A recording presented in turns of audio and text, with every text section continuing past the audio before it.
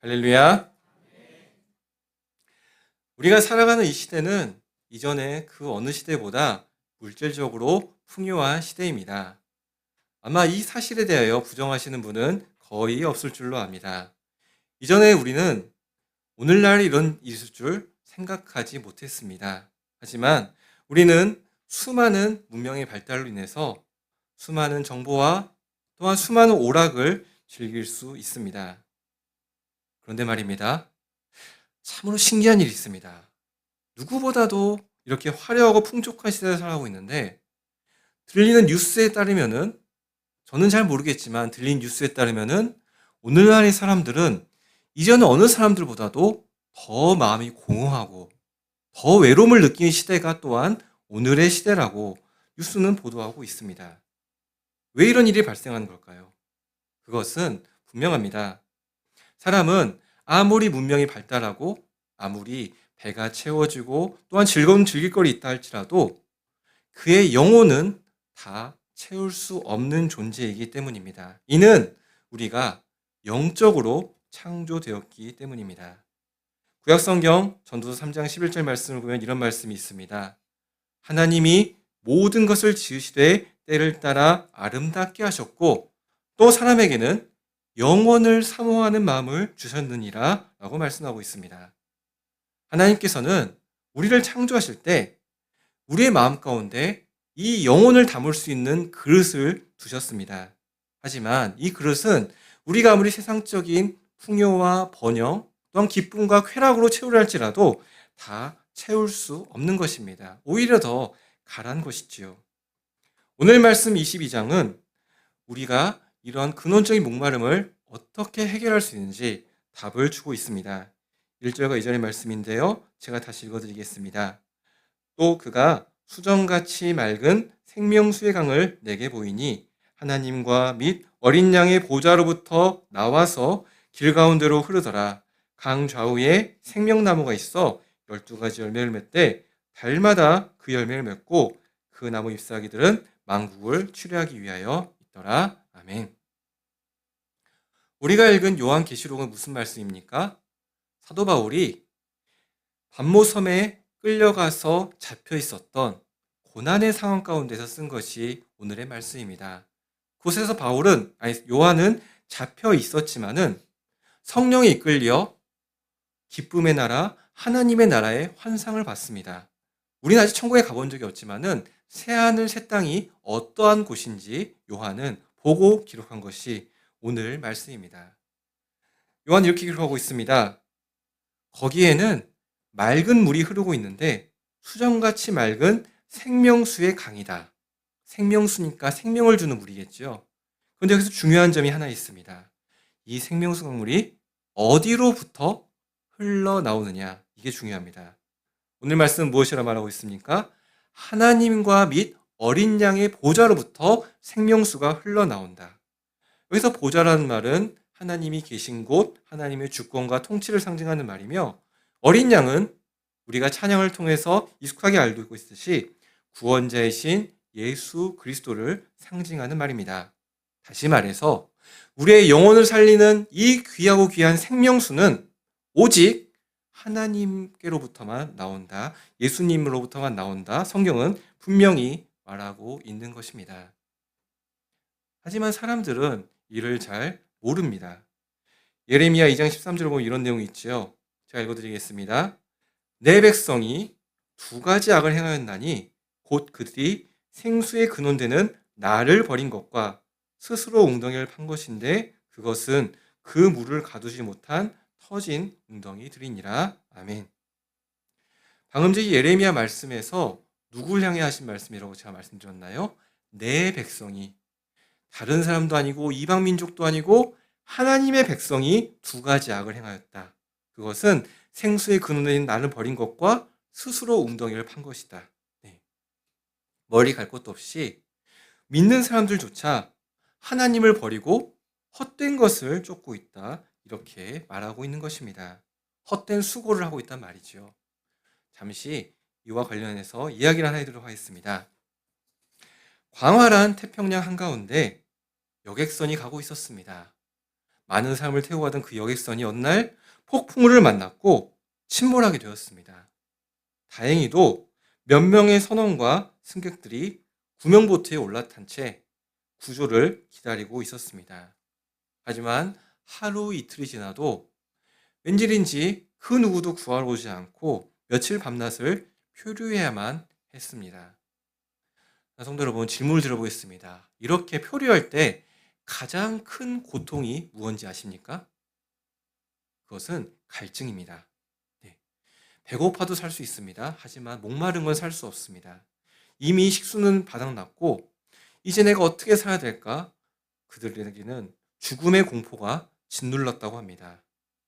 이럴 때 한 청년이 눈을 들어 봤습니다. 지금 그들이 구명보트에 표류하고 있다 했죠? 사방에 무엇이 있습니까? 바다가 있죠. 바다를 봤습니다. 네. 바닷물을 먹으면 될까요? 안 될까요? 안 되죠. 그런데 이 청년은 너무 목마른 나머지 이 바닷물이라도 먹어야지 내가 살겠다고 생각이 들었습니다. 그래서 이 청년이 물로 손을 뻗는 순간 선장이 이렇게 외쳤습니다. 젊은이, 무슨 일이 있어도 저 바닷물만은 지금 먹어서는 안 되네. 저 물을 마시는 순간 당신은 금방 죽게 될 거야. 조금만 기다려보게. 우리를 반드시 구하러 배가 올 것이되 제발 참아야 하네. 선장의 판단은 매우 정확한 것이었습니다. 네, 혹시라도 표류할 때 절대로 바닷물을 마시지 마시기 바라겠습니다. 하지만 이 청년의 귀에는 이 경고의 말이 들어오지 않았습니다. 당장에 내 목말라 죽겠는데 저 바닷물도 물 아닌가 하는 이상한 생각이 그에게 들었고 아무도 모르게 잠든 새벽, 선장도 잠든 그날 밤 그는 물을 퍼서 마셨습니다. 처음에는 신기하게도 그 물이 달고 시원했습니다. 아, 그래. 내가 이제 살 것 같다. 그래, 사람은 물을 마셔야 살지.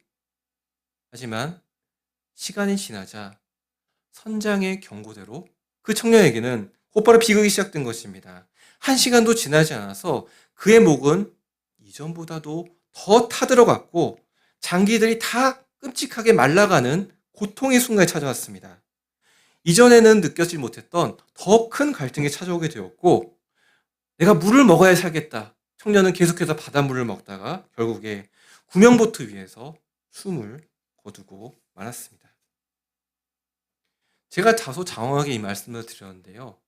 이 말씀을 드린 이유는 분명합니다. 이것은 바로 먼 나라의 이야기가 아니라 바로 우리의 이야기며 우리 이웃들의 이야기이기 때문입니다.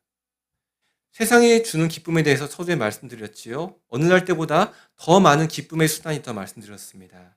하지만 이러한 것들은 분명히 말씀드립니다. 바닷물과 똑같은 것들입니다. 우리 이렇게 생각합니다. 내가 돈을 더 많이 벌면 내 인생의 목마름이 해결될 거야. 내가 더 큰 아파트로 이사 가면은 내 자녀가 남들이 다 부러워하는 인류 대학에 들어가기만 하면은 혹은 내 직장에 승진하면은 내 영혼은 만족할 수 있을 거야. 과연 그런가요? 과연 그런가요? 처음에는 그런 것들로 인해서 우리 영혼이 채워지는 것 같습니다. 짜릿합니다. 성취감도 있고 쾌감도 있습니다. 하지만 그 만족이 다들 얼마나 지속되시던가요? 돌아서고 나면은 이내 허무해지는 것이 그런 세상의 만족입니다. 1억을 벌었습니다. 그러면 10억 번 사람들이 눈에 들어옵니다. 어떻게 하면 내가 10억을 벌 수 있을까? 그 다음부터 불을 켜고 잠 안 자고 10억을 벌기 위해 노력합니다. 30억 아파트에 들어갔습니다. 이제는 50평 아파트가 눈에 들어오는 것입니다. 이처럼 방금 전에 말씀드렸던 비참한 청년이 바닷물을 들이켰던 것처럼 이 땅의 것으로 인해서 영혼의 만족을 채우려는 사람은 이렇게 끊임없는 갈증에 더욱더 내몰릴 수밖에 없는 것입니다. 죽어갈 수밖에 없는 것입니다. 그렇다면은 이러한 영적 갈증에서부터 벗어나 참된 평안과 만족과 번영을 누리는 길이 무엇에 있습니까? 바로 오늘 본문에 있습니다. 생명수가 어디로부터 나온다고요? 하나님과 어린 양의 보좌로부터 흘러나온다고 말하고 있습니다. 이와 비슷한 말씀이 요한복음 4장의 말씀입니다. 잘 아시는 말씀이지요. 이 말씀을 보면은 한 여인이 등장한 것을 알 수 있습니다. 이 여인은 매우 기구한 팔자였습니다.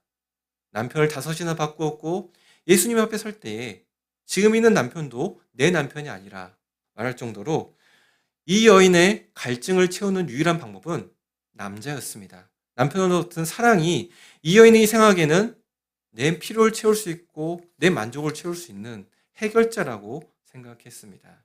하지만 주님께서 무엇이라 말씀하십니까? 요한복음 4장 13절 14절 말씀을 제가 읽어드리겠습니다. 이 물을 마시는 자마다 다시 목마르느니와 내가 주는 물을 마시는 자는 영원히 목마르지 아니하리니 내가 주는 물은 그 속에서 영생하도록 솟아나는 샘물이 되리라. 아멘. 이 여인은 자신의 영혼의 공허함을 남자로 그토록 채우려 하였습니다.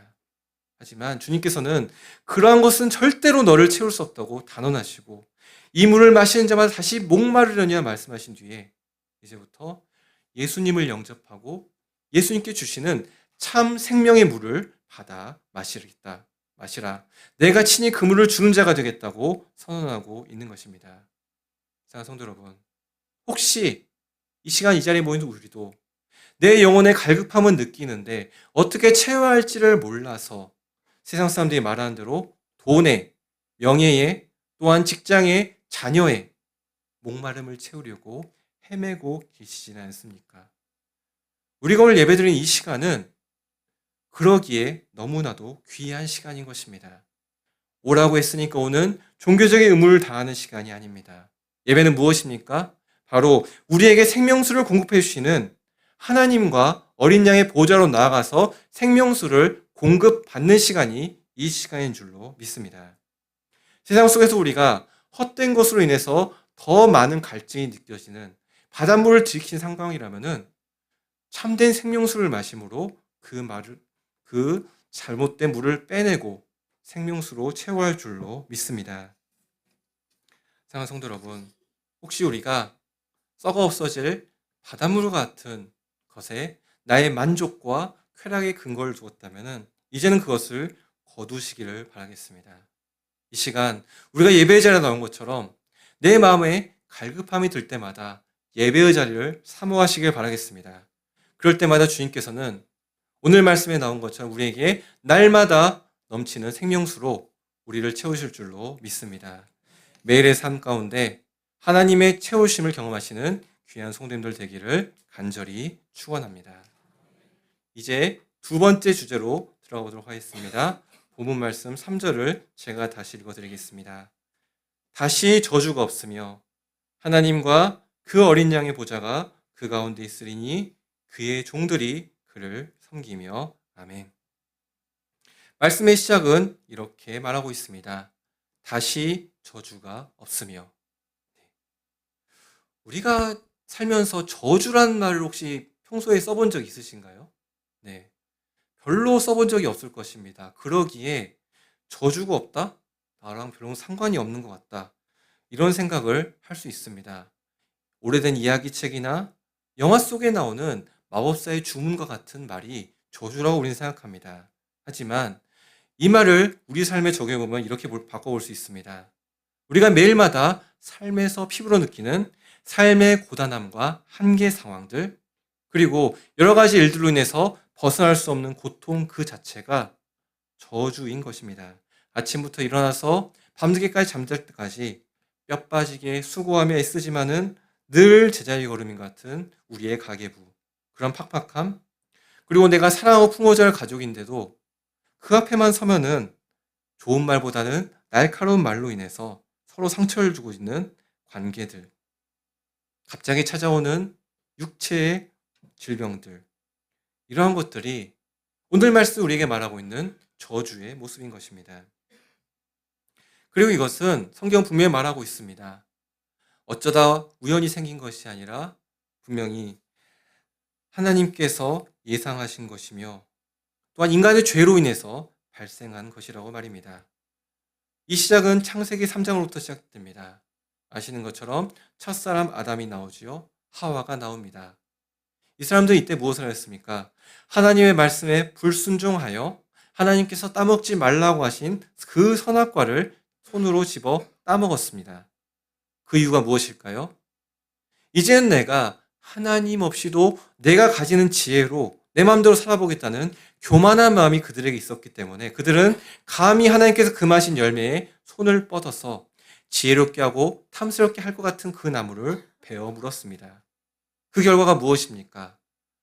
하나님께서 말씀하셨습니다. 매일 겪고 있는 삶 가운데 저주가 들어왔다고 말입니다.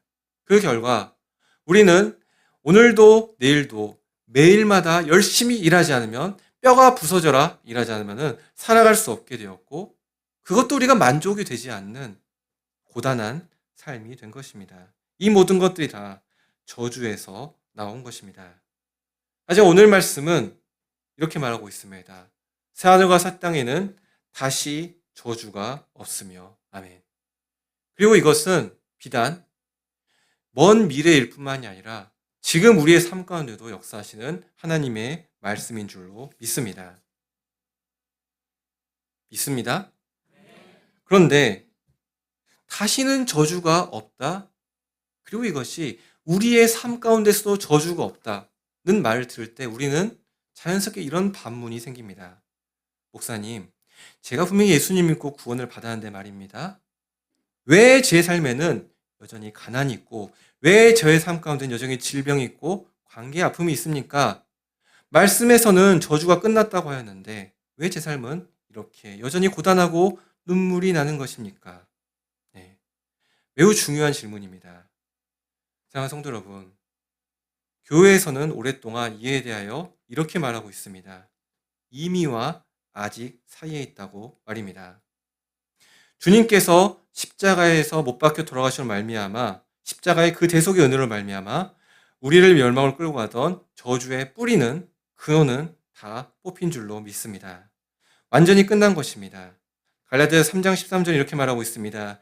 그리스도께서 우리를 위하여 저주를 받은 바 되사 율법의 저주에서 우리를 속량하셨으니 기록된 바 나무에 달린 자마다 저주 아래에 있는 자라 하였음이라. 아멘. 주님께서 십자가에 지었다는 것은 우리가 받아야 되는 저주를 대신 받으신 것이라고 이 바울의 갈라디아서는 분명히 말하고 있습니다. 주님께서 왜 가시관을 쓰시고 피를 흘리셔야 했습니까? 그것은 창세기 3장에서 시작된 이 땅에서 모든 인류가 받아야 했던 저주를 대신 받으셨다는 뜻입니다. 예수님께서 우리 대신에 피를 흘려주셨기 때문에 이 십자가의 은혜를 믿는 모든 사람은 우리 모두는 저주에서 끊어졌음을 믿으시기를 바라겠습니다. 하지만 아직이 남아 있습니다. 새하늘과 새 땅이 완전히 임하지 않은 이 땅에서는 아직까지 우리는 그것을 경험하고 있는 것입니다. 하지만 우리는 이렇게 바라봐야 합니다. 예수님을 구주로 믿고 살아가는 사람들에게 이 고난은 영원한 저주로서의 형벌이 아닙니다. 저주의 독침이 이미 제거되었습니다. 그럼 우리가 겪는 이 고난은 무엇인가요? 고난은 우리가 괴로우라고 내리는 것이 아니라 도리어 우리를 정금같이 빚어내시고자 하는 하나님의 연단인 줄을 믿으시기 바라겠습니다. 우리가 이 고난을 잘 통과할 때 하나님께서 우리에게 그냥 놔두시는 것이 아니라 영원한 상급을 허락해 두셨습니다. 보통 사람은 고난이 없으면 하나님을 만날 수 없기에 하나님께서는 더욱 의지하라고 은혜의 통로로 허락하셨음을 믿으시기를 바라겠습니다. 이것이 사실입니다. 그런데 마귀는 말입니다. 우리가 이러한 훈련의 터널, 즉 고난의 터널을 지날 때 교묘하게 우리를 속이는 말을 합니다. 하나님께서 우리를 사랑하시는 그 사랑을 우리가 의심하게 만들고 우리가 겪는 이 고난이 하나님께서 우리에게 주시는 연단의 훈련이 아니라 마치 저주를 받아서 고난을 겪는 것처럼 착각하게 만듭니다. 이에 대해서 한 번 더 유명한 예화를 하나 말씀드리겠습니다. 이 예화는 유명한 목사님이신 도널드 그레이 반 하우스 목사님의 실화입니다.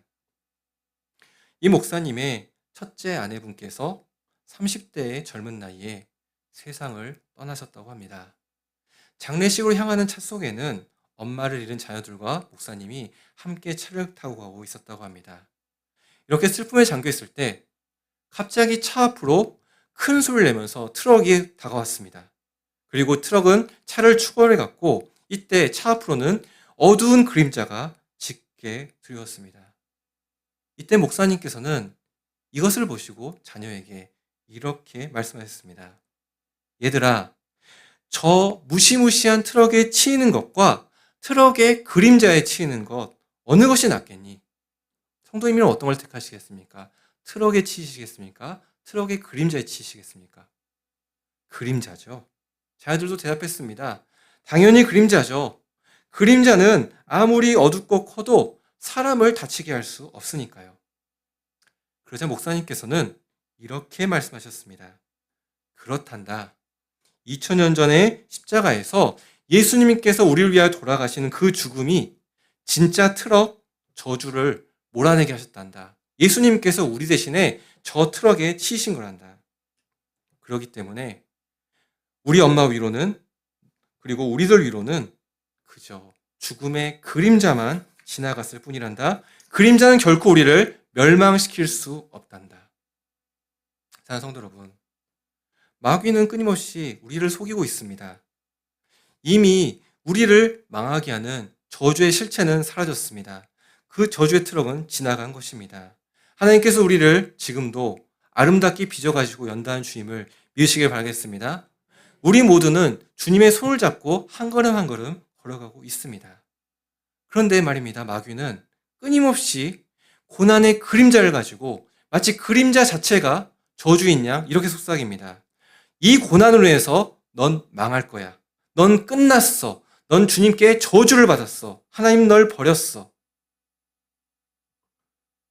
슬프게도 이 거짓말에 속아 넘어가서 나는 이미 하나님의 자녀가 분명한데도 끊임없이 눈물을 흘리며 이 땅을 살아가는 성도님들이 얼마나 많은지 모릅니다. 원하기는 이 자리에 모신 성도님들께서는 더 이상 이러한 마귀의 거짓말에 속지 마시기를 바라겠습니다. 오늘 22장도 이렇게 말하고 있습니다. 저주가 사라졌다고 라고 말입니다. 다시 저주가 없으며. 우리가 기도해야 될 것은 이것입니다. 주님, 저희의 고난의 환경을 지우십시오. 그것이 아닙니다. 이 고난은 우리에게 반드시 필요한 것입니다. 우리는 이렇게 기도를 바꿔야 할 줄로 믿습니다. 주님, 지금 내가 겪고 있는 이 연단을 저주라고 속이는 마귀의 거짓말을 저에게서 끊어주옵시고, 그로 인해서 제가 느끼는 이 절망의 감정, 패배주의 감정을 주님께서 지워주옵소서. 내가 주님의 자녀라는 것을 믿게 하여 주옵시고, 이 고난도 주님께서 반드시 기쁨으로 바꿀 줄 믿으며 승리로 나아가게 하여 주옵소서. 사랑하는 성도 여러분, 예수님의 이름으로 단호히 끊어버리시기를 바라겠습니다. 우리에게 닥치는 고난은 우리를 멸망시키는 것이 아닙니다. 오히려 주님께 더 가까이 하고요, 주님을 더욱더 만나게 하고 주님께서 우리 예비하실 그 상급에 더욱더 가까이 하는 지름길인 줄을 믿으시기를 바라겠습니다. 하지만 이것을 오늘 우리가 아무리 아멘이라고 외치고 한다 할지라도 돌아서면 우리는 고난 앞에서 약해지는 것이 우리 자신입니다. 그렇기 때문에 성경은 이렇게 말하고 있습니다. 야고보서 1장 5절의 말씀을 제가 읽어드리겠습니다. 너희 중에 누구든지 지혜가 부족하거든 모든 사람에게 후히 주시고 꾸짖지 아니하시는 하나님께 구하라. 그리하면 주시리라. 아멘. 여기서 지혜란 무엇입니까?